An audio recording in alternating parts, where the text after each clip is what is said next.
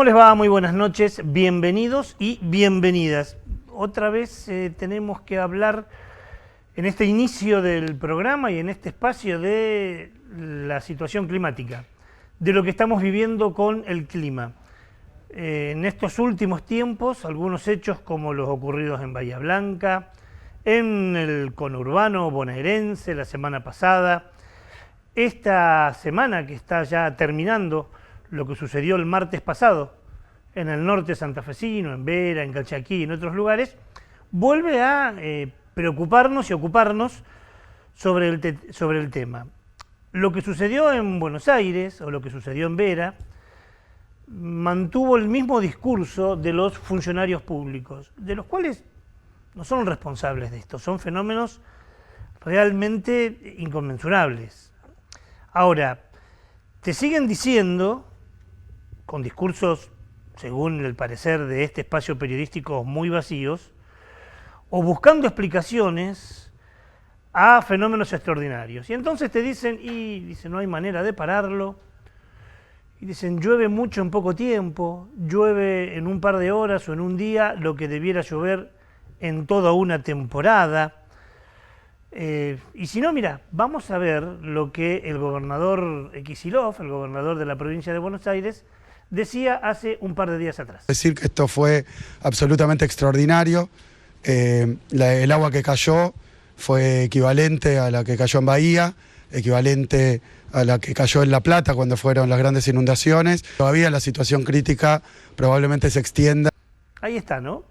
Lo que llovió, el caudal de lluvia, el caudal de agua que cayó, es semejante a lo que cae en un par de meses y cayó en un par de horas. Ya lo sabemos.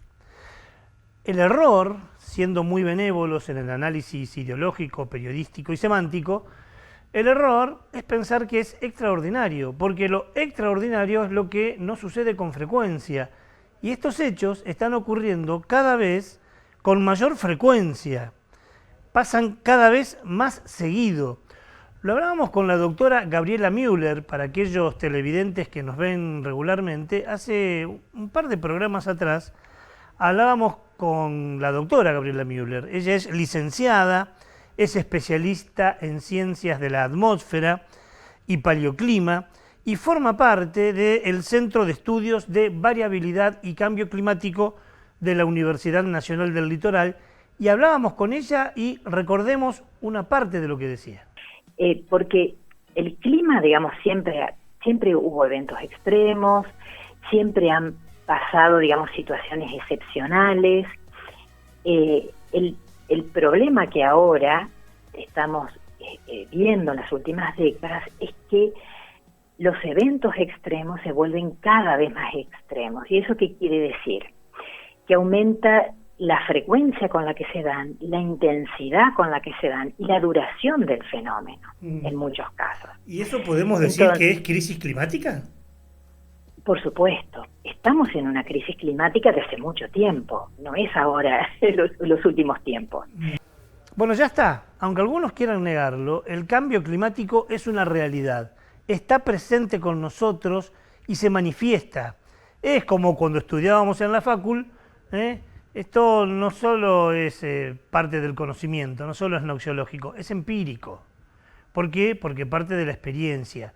Lo vemos, lo vivimos y muchos lo sufren cotidianamente. Lo que está sucediendo ahora es un fenómeno nuevo, al que llamamos tropicalización del clima, al menos en esta zona.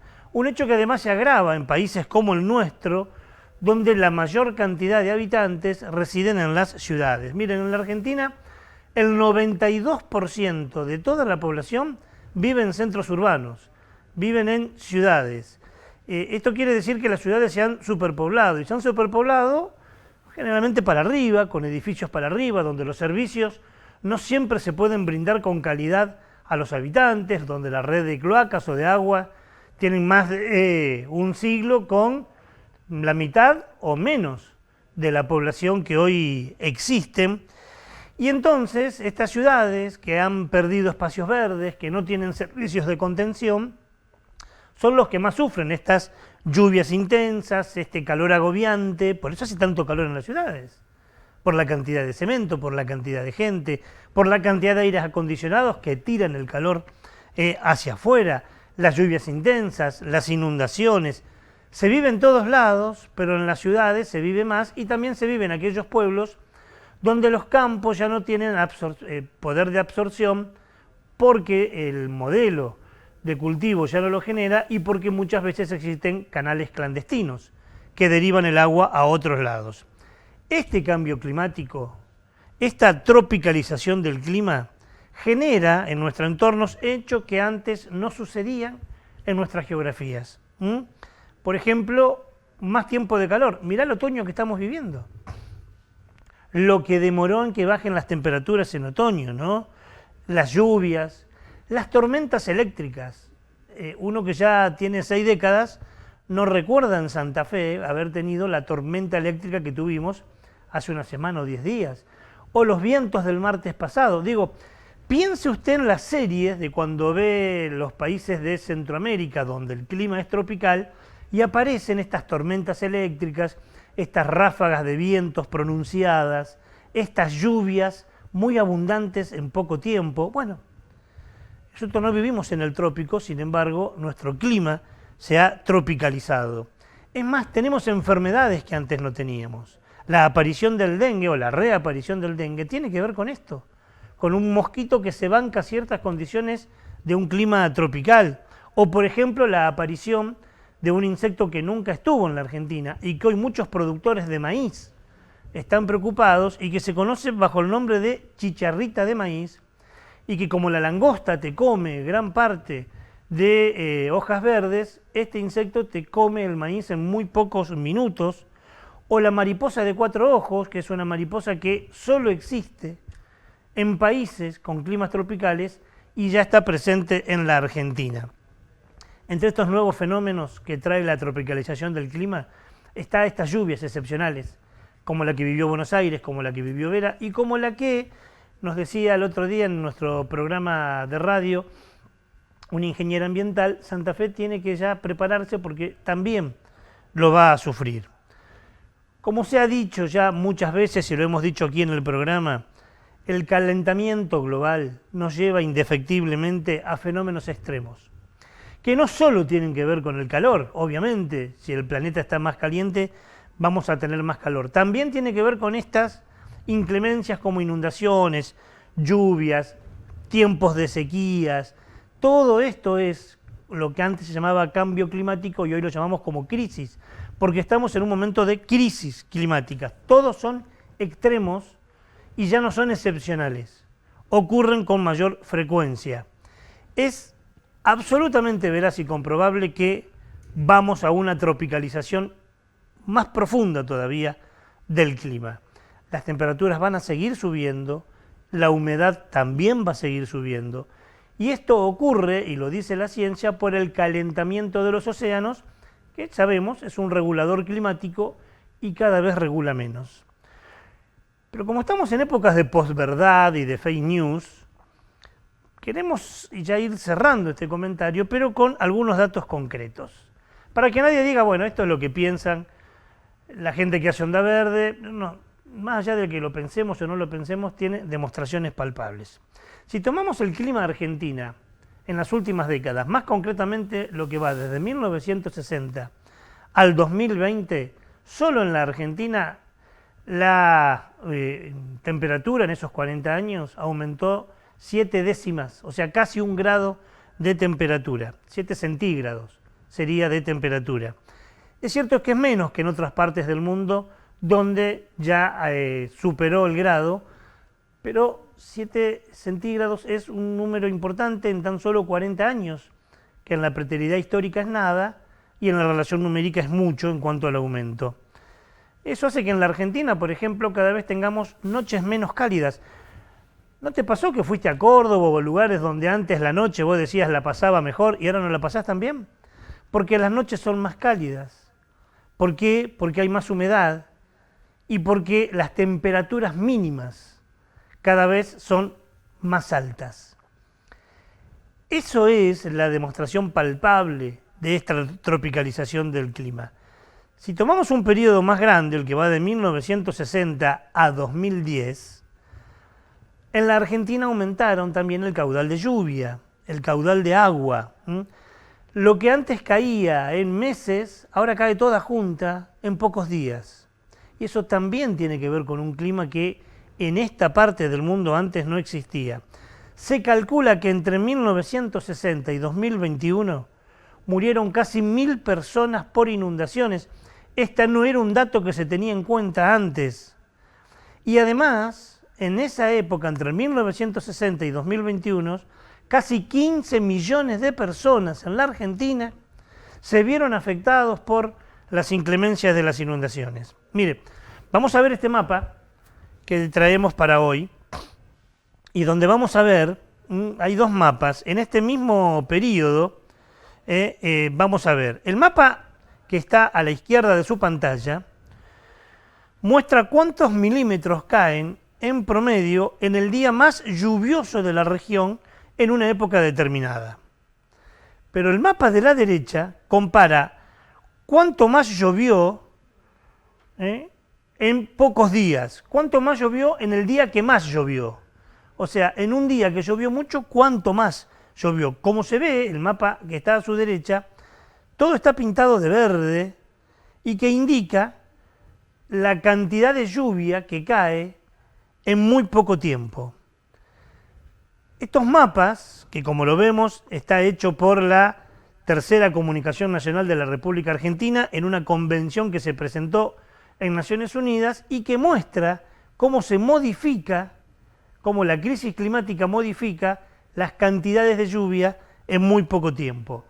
Y eso es lo que se conoce, o es uno de los efectos de la tropicalización que nos trae otros grandes problemas. Por ejemplo, el retroceso en los caudales medios de los ríos de la Cuenca del Plata, el retroceso del agua en los glaciares, el retroceso del agua en la cordillera de los Andes, el aumento del nivel del mar en algunas zonas, que ya es preocupante y algunas localidades están pensando en migrar porque se van a inundar por el aumento de la cuenca de agua del mar. ¿Por qué todo esto? Por lo que venimos diciendo hace tanto tiempo, por la crisis climática. Nuestro país, como no es un país muy desarrollado, no produce gases en extremos que generen la crisis climática, pero la sufrimos igual.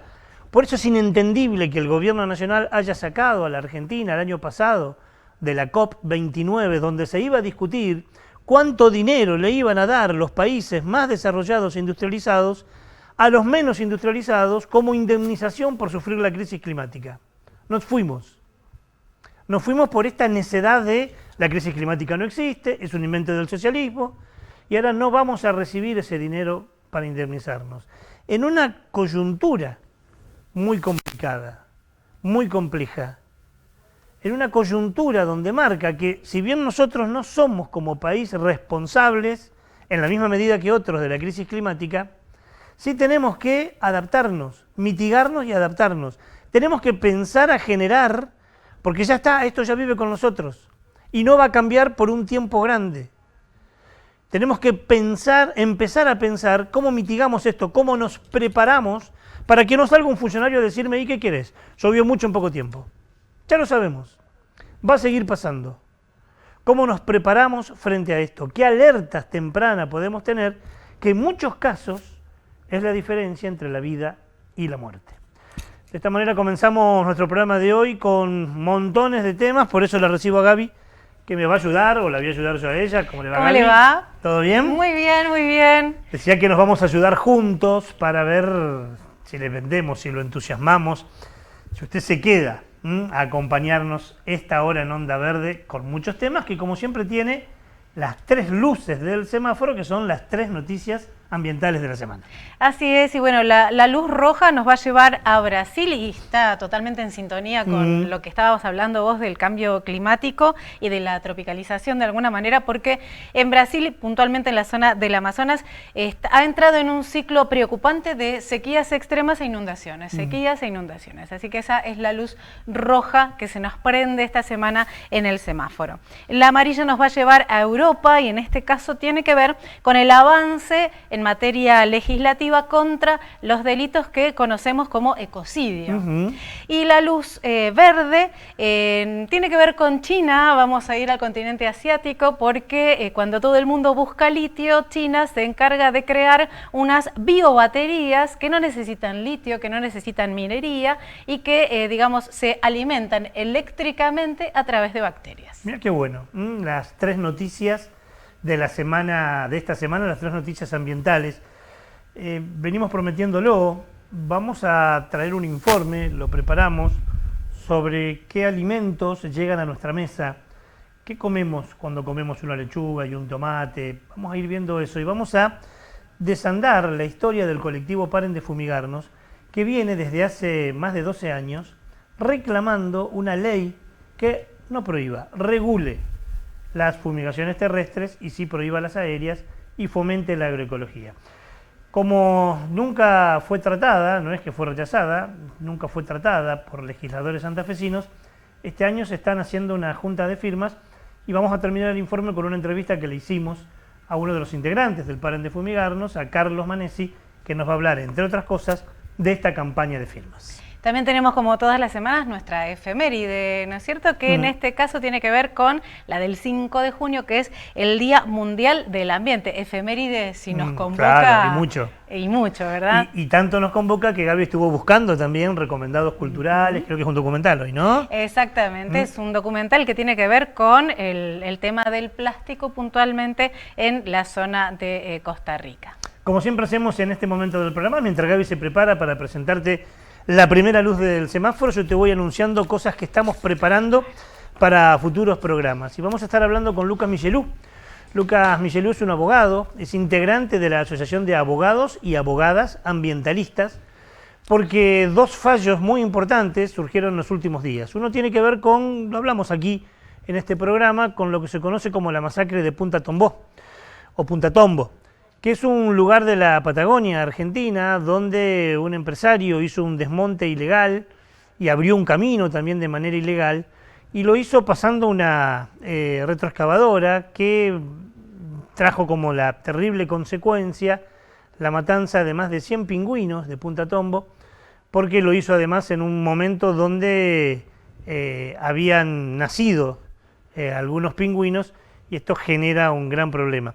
Ese caso, muy renombrado, fue a tribunales, tuvo sentencia en primera y en segunda instancia y fue condenado el empresario. Vamos a hablar con Lucas Michelú sobre ese tema, pero nuestro programa de hoy tiene su continuidad con la primera luz del semáforo, la luz roja, y te la presenta Gaby Rey. Así es la luz que no nos pone para nada contentos, es la luz de alerta, la luz roja que, como te decía recién, nos lleva a la realidad en la que está atrapada Brasil, especialmente la zona del Amazonas, porque a un año de lo que fue la peor inundación del sur de Brasil, este patrón se repite, lluvias intensas que azotan nuevamente la región del Amazonas con consecuencias absolutamente devastadoras. Más de 2 millones de personas fueron afectadas y 20 municipios se encuentran en emergencia.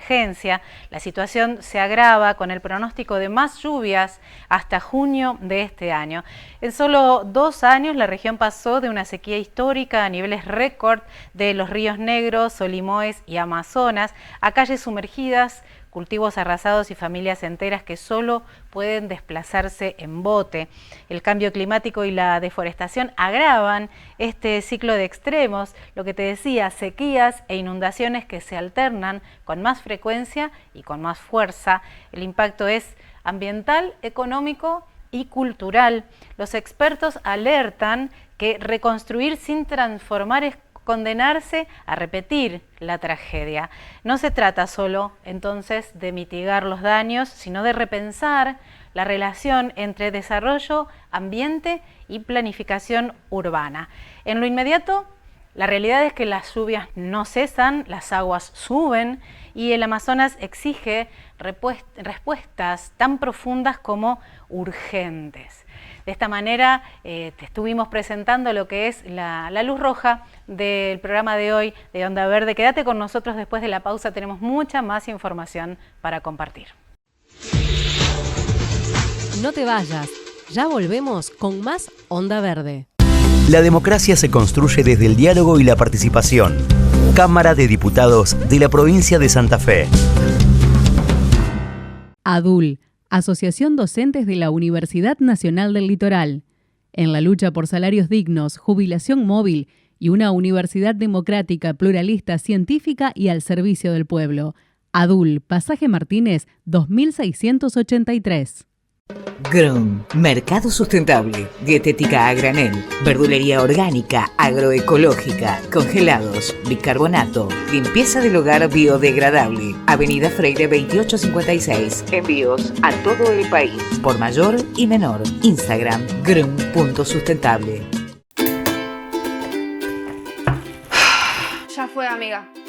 ¿Es lavar a mano o rendir los finales? ¿Qué hacemos? Tranqui, amiga, yo resuelvo. Más fácil, más simple. Entrá en Yo Resuelvo y encontrá a quien necesitas en segundos. Hola, vengo a arreglar lavarropas. Farmacia Figueroa Sobrero, 87 años al servicio de los santafesinos. Adherida a convenio de vacunación de IAPOS, PAMI y otras obras sociales. 3 generaciones trabajando por la salud y haciendo historia en la ciudad. Farmacia Figueroa Sobrero, Avenida General Paz, 7471. Junta tus cosas ya. NAFTA, 5 de junio en Hub. La banda revelación del soul, rhythm and blues y hip hop vuelve a Santa Fe. NAFTA en Hub, anticipadas a la venta en boleterías y a través de ticketway.com.ar.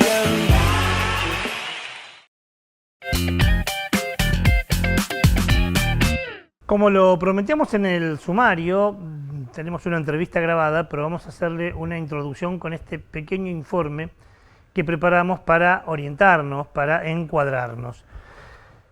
¿Cuándo la Argentina comenzó con este modelo de producción agrotecnológico de siembra directa, de semilla transgénica, o sea, semilla generada o modificada genéticamente en un laboratorio para luego ser alimentada con un componente químico que va a matar todo lo que está alrededor menos a esa semilla, generando grandes problemas ambientales y grandes problemas en la salud de las personas que trabajan, que viven cerca del lugar y los que vivimos lejos pero la consumimos? Bueno, ¿cuándo empezó? En 1996. Era el gobierno de Carlos Menem, ¿recuerda?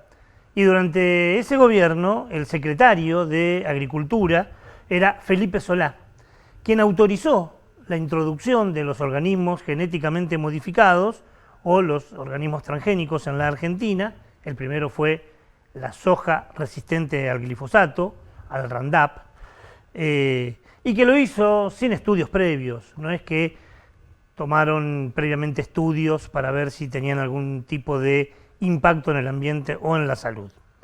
Desde esos días que nos decían, bueno, pero necesitamos esto, y además cada vez vamos a necesitar menos químicos, quédense tranquilos, en realidad desde esos días a hoy cada vez se usó más químicos. Esto tiene dos explicaciones. Primero, la extensión de la frontera agropecuaria, cada vez es más la llanura, donde antes había montes, ahora hay llanura, y donde se cultiva soja, maíz, sorgo, lo que usted quiera, algodón, y que son todos transgénicos. Y además porque, como dice nuestro querido amigo Damián Berseñasi, son productos que se han transformado en drogadependientes. Como todo adicto, esta parte del alimento cada vez pide más droga, cada vez más químico para poder seguir.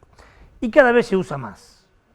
No es tan así. Bueno, vamos a ver un cuadro que preparamos y vamos a ver cómo fue modificándose esto. Esto lo sacamos de una ONG que se llama Biodiversidad Latinoamérica y que plantea en un cuadro muy concreto cuánto se utilizaba antes y cuánto se utiliza ahora. Y vemos cómo fue incrementando tanto las millones de hectáreas producidas como la cantidad de litros por hectáreas de agrotóxicos que necesita el campo argentino. En 1996, cuando se producían 24 millones de hectáreas, se utilizaban entre aproximadamente 4 litros o 4 kilos, es lo mismo, por hectárea. En el 2003 pasamos de 24 a 28 millones de hectáreas, pero casi duplicamos la cantidad de litros, kilos por hectárea de químicos, pasamos de 4 a 7. 3 años, estoy diciendo, 7 años después, en el 2010 subimos 2 millones de hectáreas, pero en 3 subimos la cantidad de litros kilos por hectárea porque pasamos a 10.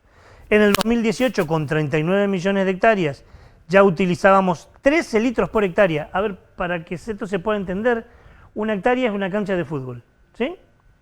En una cancha de fútbol se necesitan hoy 13 litros o 13 kilos de agrotóxicos para fumigar a los productos.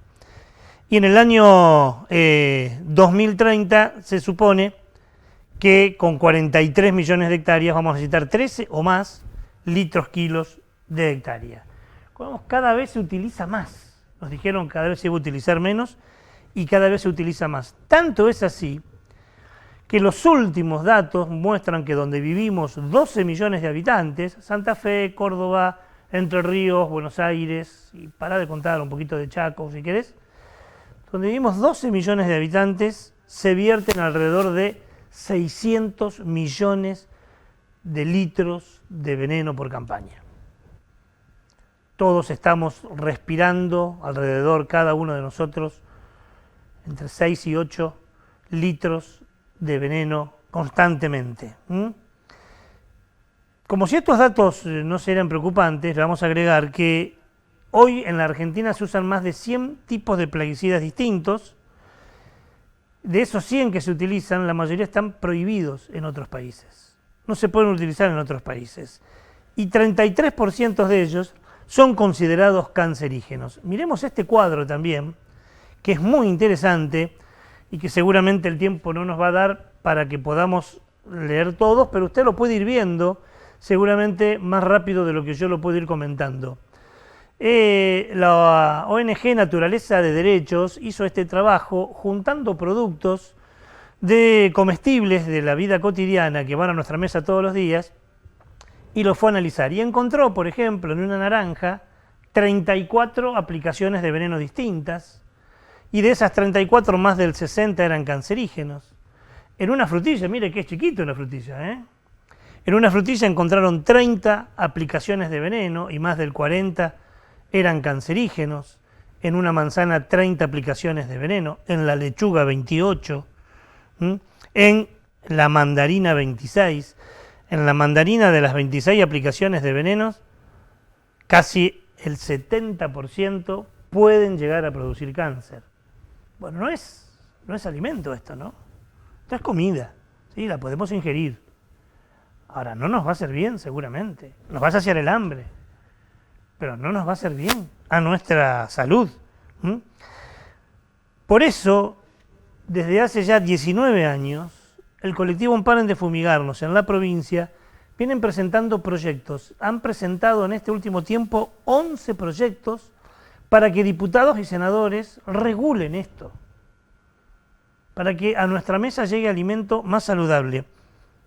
Última placa que tenemos para que veamos la cantidad de proyectos presentados este último tiempo por el colectivo Paren de Fumigarnos. En el año 2005-2006, el senador Zabalza, era del Partido Socialista en aquel entonces, presentó un proyecto, no fue tratado. Entre el 2006 y el 2008, diferentes proyectos lo presentó el diputado Riestra, Antonio Riestra, tampoco fueron tratados. Entre el 2013 y el 2015, el diputado Tesa también planteó proyectos y no fueron tratados. En el 2017, 2019, me salté uno, 2020, 2022 y 2024, en todos estos años el diputado Carlos Del Frade también presentó proyectos, siempre pidió estado parlamentario, como lo perdió el año de la pandemia, en el 2019, que había presentado un proyecto el diputado Mascheroni. Todos estos proyectos, salvo el de Mascheroni, todos estos proyectos fueron presentados en una creación colectiva con el movimiento Paren de Fumigarnos, pero nunca fue tratado. Siempre perdió estado parlamentario. Es una locura. No se sentaron ni siquiera a discutir si estaba bueno o estaba malo. Claro, hay muchos intereses de por medio, ¿no?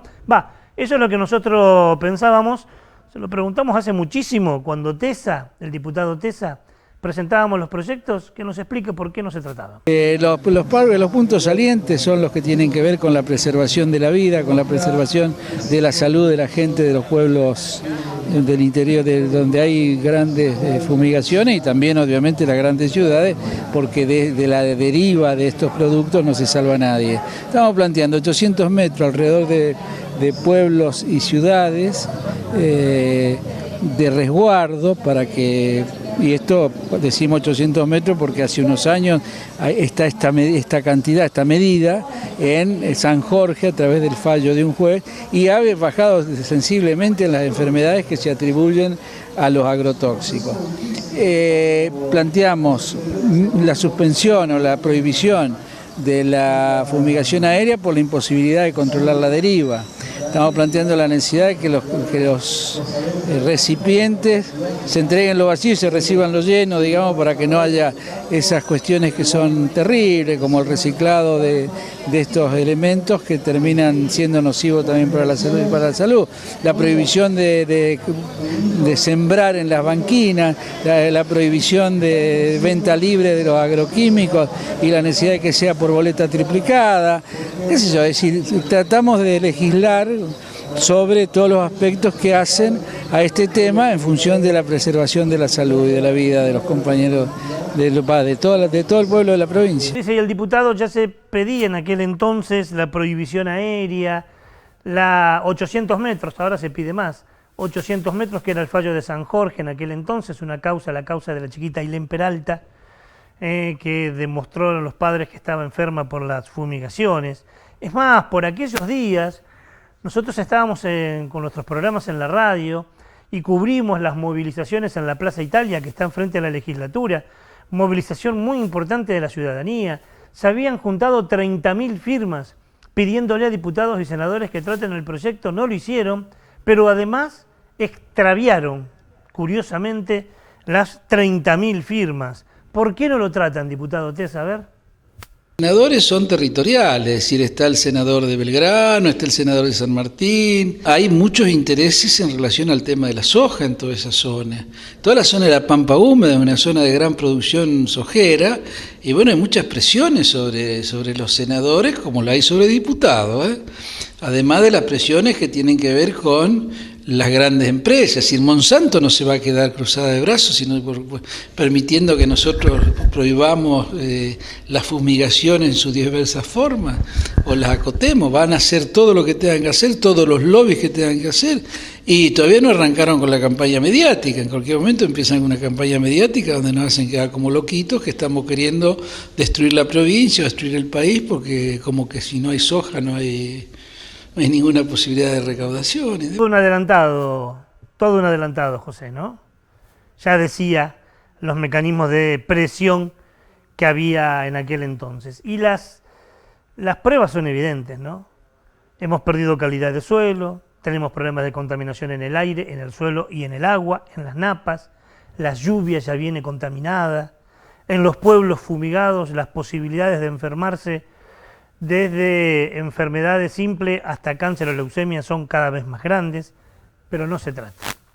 Por eso este año el colectivo Paren de Fumigarnos vuelve a presentar un proyecto, lo hace a partir del diputado Carlos del Frade, vuelve a juntar firmas para decirle a diputados y senadores que traten el proyecto. Fuimos una mañana a la casa de Carlos Manesi, que es integrante del Centro de Protección a la Naturaleza y también del colectivo Paren de Fumigarnos, para hablar sobre este tema. Explicar un poco a la gente, primero, en qué afecta este modelo en el ambiente y en la salud. Y segundo, ¿hay alternativas? Está buena la pregunta, Ricardo. Primero hay que decir de que los agrotóxicos es impresionante la forma en que impactan en los seres humanos. Son prácticamente todas enfermedades que pueden llegar a ser terminales. Está documentado, hoy por hoy, científicamente, no hay más nada para demostrar los impactos que tienen los químicos sobre la persona. La Universidad Nacional de Rosario, a través de la Facultad de Ciencias Médicas, del Instituto de Salud Socioambiental, que conduce Damián Berseñasi, demostró fehacientemente de que los pueblos del interior de nuestra provincia, donde tendría que haber habido un muerto por cáncer, hay 3. Y ellos lo atribuyen directamente a la contaminación ambiental producida por agroquímicos. O sea que eso está determinado, eso está completamente demostrado, los efectos que tienen los químicos. No es una opinión. No es una opinión, no es que a Carlos Manesi se le ocurrió decir que el glifosato es malo. No, lo ha dicho la Organización Mundial de la Salud, que dice que el glifosato es probable cancerígeno. Probable cancerígeno. Si la Organización Mundial de la Salud te lo dice, es porque debe ser cancerígeno. Y en el caso de esto que vos hablabas del Instituto de Salud Socioambiental, es una demostración hecha con montones de campamentos sanitarios. 40 campamentos sanitarios recorrieron 40 pueblos de nuestra provincia, haciendo el estudio casa por casa. O sea que, por eso lo decimos nosotros, hoy ya no hay que demostrar absolutamente más nada. Lo que hay que hacer hoy es la decisión política de cambiar esto, porque realmente está produciendo un impacto, un genocidio muy fuerte en nuestro interior productivo. Evidentemente se pone por encima de la salud de la gente la rentabilidad del... Bien, a eso quería llegar. Suponete que alguien que está viendo dice, bueno, ese es el costo que hay que pagar para darle de comer a la gente, para poder tener obra pública, etcétera, etcétera. Digamos, los argumentos que ya sabemos. No hay otra manera de producir y que cumpla con las dos cuestiones. No, claro. Primero hay que decirle que para nosotros la salud está por encima de todo, porque está claro de que si vos no tenés salud, ¿para qué estás viviendo? Es así. Y que te la produzca ese impacto venga de la mano del hombre, porque el hombre que está tirando el agrotóxico es muy complicado, es muy feo. Primero la salud y después discutamos de cómo vamos a hacer. Nadie está diciendo que no hay que producir. Al contrario, nosotros decimos de que ante la situación global incluso, nuestro campo tiene que producir, y tiene que producir a full, pero tiene que producir sano. No puede producir solamente echando veneno.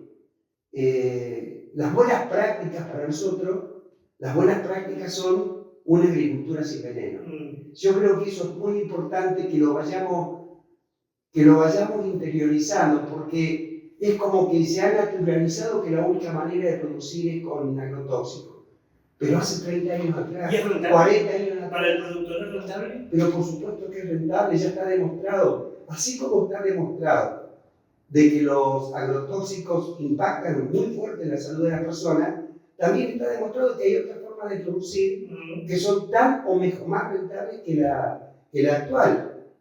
Es rentable para el productor, pero además genera la cantidad de productos agropecuarios que genera el modelo del agronegocio.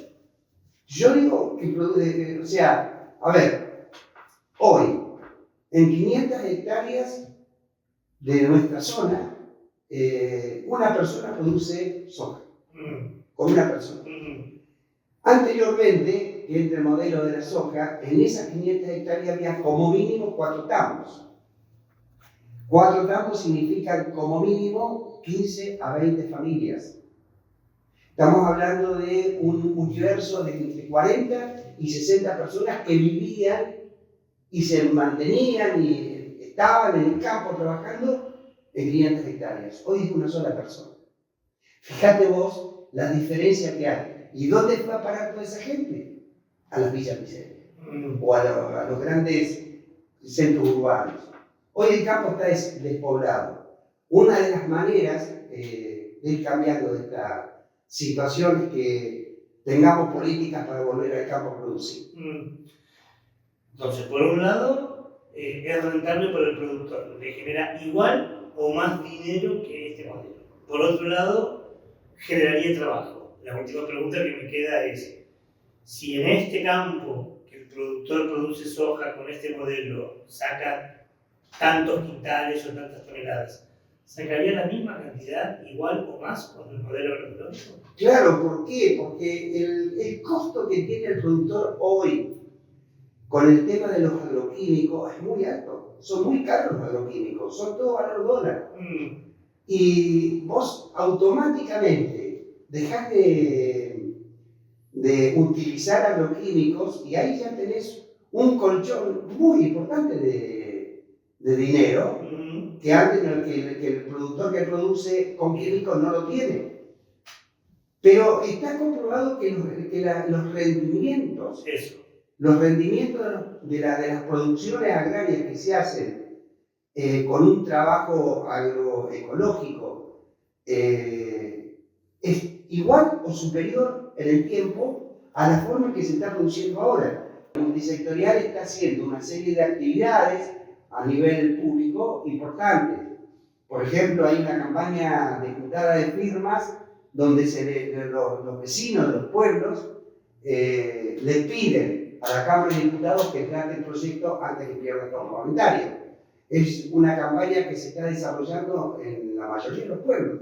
Vamos a juntar muchísimas firmas porque eso te está demostrando, Ricardo, de que hay una preocupación muy grande, pero muy grande en los pueblos del interior, por todo lo que está ocurriendo con el tema de la salud y por el tema del ambiente.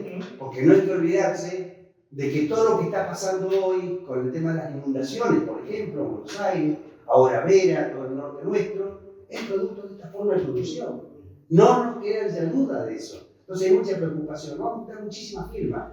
Bueno, hasta aquí la entrevista, el agradecimiento a Carlos, ahí está apareciendo seguramente en nuestro Zócalo dónde firmar, si vos querés firmar, podés firmar, se va a entregar para ver si diputados y senadores se dignan a tratar este proyecto enorme porfiada, bella y digna porfiada de estos Quijotes del Paren de Fumigarnos que después de casi 2 décadas siguen insistiendo para que se trate este proyecto que genera enormes problemas, como lo genera en diferentes lugares, por eso también en diversos puntos geográficos la justicia ya está hablando del ecocidio como una figura legal y de eso vamos a hablar en nuestra segunda luz del semáforo. Así es, encendemos de esta manera la luz amarilla del semáforo de esta semana, que justamente la luz amarilla es la que está como a medio camino entre convertirse tal vez en una luz roja de alarma o en una luz verde de información positiva. Intuimos que esta se siente más bien positiva, por lo que te decía Ricardo, porque en Europa está avanzando la legislación contra lo que se conoce como ecocidios. Esto sucedió el 14 de mayo cuando el Consejo de Europa adoptó el convenio sobre la protección del medio ambiente a través del derecho penal. Sería el primer instrumento internacional jurídicamente vinculante centrado específicamente en el aspecto penal del daño ambiental. El tratado fue desarrollado durante 2 años por expertos y partes interesadas de los 46 Estados miembros, con contribuciones de la Unión Europea, la ONU, Interpol y la sociedad civil. Los delitos ambientales que define son aquellos equivalentes al ecocidio y que van desde la contaminación con residuos tóxicos peligrosos hasta la destrucción de hábitats y el comercio de madera de tala ilegal. El proyecto ya había sido aprobado en 2024 y ahora lo que sucedió fue que fue adoptado. De esta manera entendemos nosotros que esta noticia va camino a convertirse en una luz verde, pero aún falta que lo ratifiquen a fin de año para que entre en vigor. Al respecto de esto, por supuesto que estaremos atentos y te lo estaremos comunicando. De esta manera vamos al encuentro de la segunda pausa de nuestro programa de hoy de Onda Verde. Ya volvemos. No te vayas, ya volvemos con más Onda Verde. APUL, el gremio del personal no docente de la Universidad Nacional del Litoral, trabaja por una educación pública y gratuita, construyendo la Universidad Popular. APUL, 1 de mayo 3164. Orcas, 7 de junio en Tribus, presentando al Diablo, su último disco, junto a Volta, Elementos y Cortamambo. Orcas en Tribus, anticipadas a la venta en boleterías y a través de ticketway.com.ar. La falta de iluminación es un tema que nos importa y hemos tomado la decisión de cambiarlo. Este año comenzamos un inédito plan de alumbrado público que abarca 80 barrios de la ciudad. En los primeros meses, cambiamos y reparamos más de 3.500 luminarias. La ciudad avanza y lo estamos logrando juntos, mes a mes. Pronto tu barrio también encenderá sus luces. Estamos mejorando. Municipalidad de la Ciudad de Santa Fe. Estudio Jurídico Cossetini y Asociadas. Nos avalan 24 años de experiencia y excelencia. Accidentes de tránsito y laborales. Consulte su problema. Cossetini y Asociadas. Urquiza 2000. Teléfono 3424 295995. www.municipales.org.ar. Toda la información de los trabajadores municipales y comunales de la provincia de Santa Fe en un solo sitio web.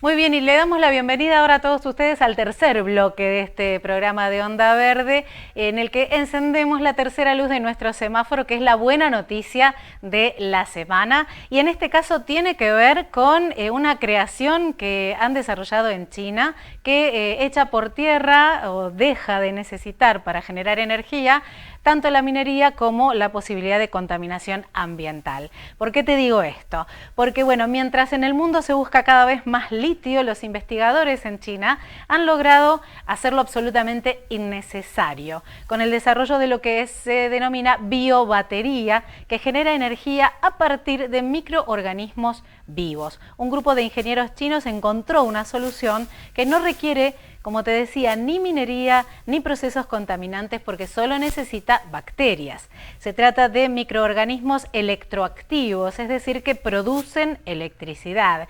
El sistema utiliza hidrogeles que contienen y protegen a las bacterias vivas para conducir la electricidad y generarla. Otra ventaja es que la biobatería tiene un tamaño reducido y capacidad para generar energía de forma autónoma, lo que la hace ideal para integrarse en dispositivos portátiles. En el ámbito médico es donde bueno, va a tener unos usos fenomenales, porque es de los usos más prometedores en el control preciso de funciones fisiológicas como la presión arterial mediante estimulación bioeléctrica dirigida. De esta manera, bueno, se abre una puerta a nuevas formas de fisioterapia, monitoreo en tiempo real y dispositivos que no requieren recarga frecuente ni materiales tóxicos. Esta es la más que buena noticia que tenemos para vos esta semana. Ahora llegó el momento de la efeméride, porque el 5 de junio fue el Día Mundial del Ambiente y para eso Ricardo sigue con la información. Así es, este jueves va a ser el Día del Ambiente, en todo el mundo. Está bueno que en todo el mundo nos tomemos un día donde todos pensamos y ojalá actuemos en masa en defensa del ambiente. La fecha, ¿por qué? ¿Es caprichosa? ¿Qué pasó un 5 de junio para que ese sea el día en que recordamos el Día del Ambiente? En realidad tiene que ver con un hecho ocurrido el 5 de junio de 1972, cuando se llevaba a cabo la Conferencia de Naciones Unidas en Estocolmo.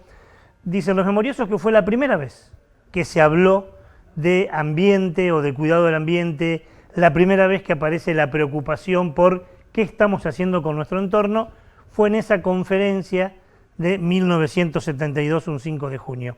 Y 5 años después, en 1977, fue justamente Naciones Unidas que decidió que en honor a esa primera preocupación, cada 5 de junio en todo el mundo, todos pensemos y actuemos sobre el ambiente. Todos los años, como con todas las efemérides, Naciones Unidas plantea un lema. El de este año, el lema es sin contaminación por plásticos. Buena consigna en un momento muy complicado en la cantidad de plástico de un solo uso que tiramos a nuestros rellenos sanitarios o a los cursos de agua. Por eso, el objetivo que plantea Naciones Unidas o que nos plantea toda la humanidad es: paremos un poco, vamos a reducir drásticamente el uso del plástico de un solo uso, porque el planeta así lo está pidiendo, requiriendo. Nosotros tomamos esta consigna de Naciones Unidas, hablamos sobre la necesidad de reducir drásticamente, terriblemente, tremendamente, el plástico de un solo uso y lo hacemos con esta producción.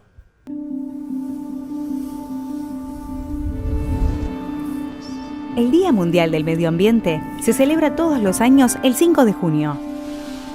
La Asamblea General de Naciones Unidas en 1972 estableció la fecha para conmemorar un día que hace referencia a temas medioambientales y su objetivo es concientizar sobre su cuidado.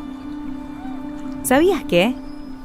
Según los datos de la Organización Mundial de la Salud, 9 de cada 10 personas en el mundo respiran aire contaminado y quienes viven en situación de pobreza y vulnerabilidad son las más perjudicadas.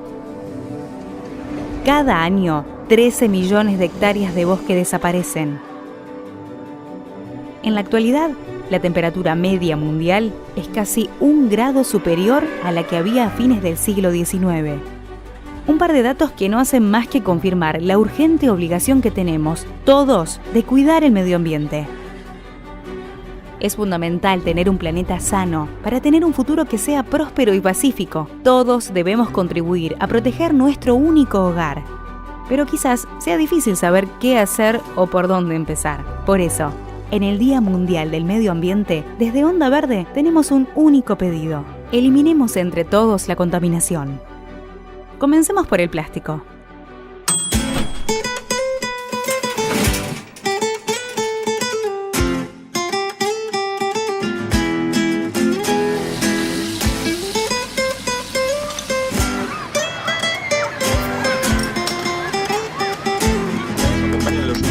En la provincia que estuvo localizada sobre el territorio y ha descargado tal como ayer sucedió.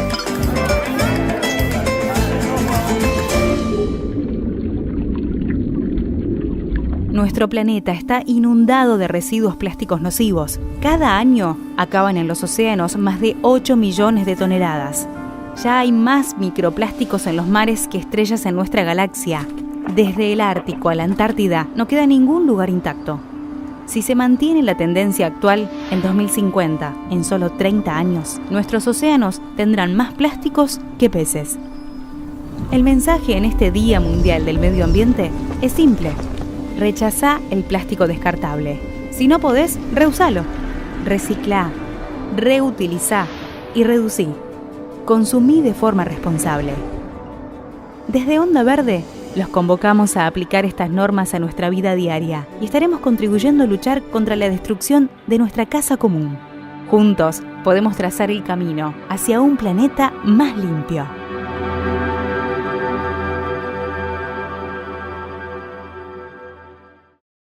Y además Naciones Unidas nos invita a paliar este enorme problema que hemos generado. Primero, evitando el consumo de artículos plásticos, pero además lo que ya tenemos dice que buscar alternativas más sostenibles, lo hablábamos en los últimos 2 programas, ¿no?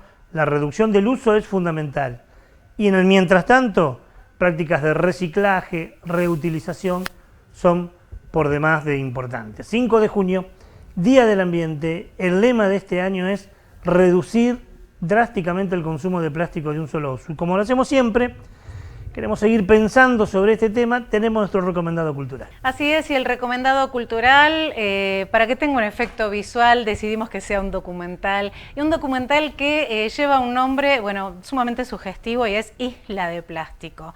Es un trabajo audiovisual que nos ofrece una visión general de los problemas que enfrenta República Dominicana en la gestión de los residuos y particularmente en la gestión de los plásticos. Fue ganador, fue galardonado como mejor documental de La Silla en República Dominicana en el año 2019.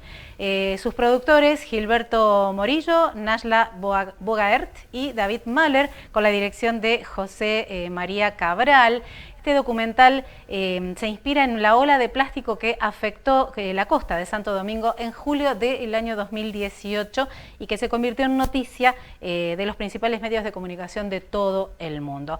Sus realizadores lo que hicieron fue recorrer gran parte del país para captar los efectos negativos de la acumulación de los desechos de este material. De este modo el documental aborda esta problemática, ¿no? La de la gestión de los residuos sólidos, específicamente los plásticos y su impacto ambiental en República Dominicana. Es una mirada local, pero de una problemática social y mundial. Estas escenas que te vamos a compartir ahora seguramente quedarán en la memoria, en tu memoria, en la mía, en la memoria colectiva. Te compartimos el tráiler, un pedacito de lo que es Isla de Plástico.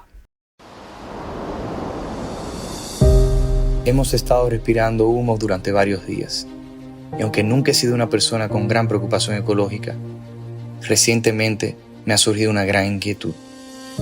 ¿Qué es lo que estamos respirando? ¿Dónde termina esta basura? ¿Qué es lo que acaba en los ríos? ¿Qué es lo que acaba en los mares? Vivimos en un sistema que está poniendo al planeta como en jaque mate, porque es un sistema pensado en la acumulación sin límites en un planeta con límites. El 99% de todo lo que se compra y se vende termina en la basura en menos de un año. En menos de un año. El hombre busca mucho el dinero, no hacer nada por este problema. No nos podemos quedar con la boca cerrada, no nos podemos quedar como con los brazos cruzados. Si este no es el futuro nuestro, no es sostenible, es que no puede ser. Es un problema de paradigma. O sea, tú puedes decir, bueno, pero ¿por qué nuestro sistema acaba con el planeta? Y es literalmente una isla de plástico. Bueno, interesante, el documental es muy tremenda, pero necesarias las imágenes que muestra. Sí, interesante y preocupante, impactante las imágenes que se ven y bueno, cuando te pones a pensar que esto también pasa acá, en los cursos de agua que nos rodean, bueno, realmente es para estar ahí. Los investigadores del CONICET de la ciudad universitaria aquí en Santa Fe encontraron cantidades enormes de plástico en la laguna Setúbal. Por eso está piola lo que decís, no hay que irse a ver una isla de plástico muy lejos. Aquí en la laguna Setúbal se ha encontrado en los cursos de agua, se ha encontrado microplásticos en nuestros cuerpos, en el cerebro, en la leche materna. Una mamá que le da a amamantar a su hijo y transmite sin querer los microplásticos. Bueno, es un problemón, por eso está piola que Naciones Unidas plantee este lema, pero que además actuemos, ¿no? Exactamente. Nos tenemos que ir, doña. Y nos tenemos que ir para reencontrarnos la próxima semana, pero no sin antes recordarte que, bueno, podés ver todo nuestro material en nuestro canal de YouTube, digo, las 11 temporadas anteriores, los programas de esta temporada y que te acuerdes de activar la campanita. Hoy no lo vamos a volver loco a Franco. Bien, me parece bien. Vamos a activar la campanita simplemente para que te enteres de las nuevas notificaciones y el nuevo material que vayamos sumando a nuestro canal Onda Verde TV. Además, durante todo el programa van apareciendo en diferentes tramos del programa un QR que la producción pone y que si vos acercás el celular automáticamente podés abrir el canal de YouTube. Para nosotros es una enorme alegría que vos te suscribas, que tiene que ver con que ampliamos nuestro número de seguidores. Que compartas los videos también y nos hagas algún comentario que también está súper interesante saber qué pensás del otro lado.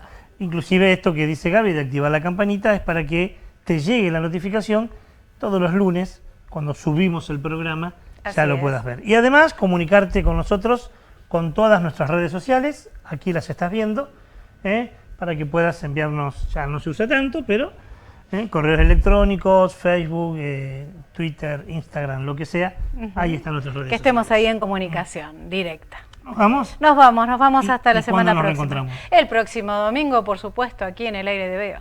Gracias por todo, hasta la semana que viene. Chao.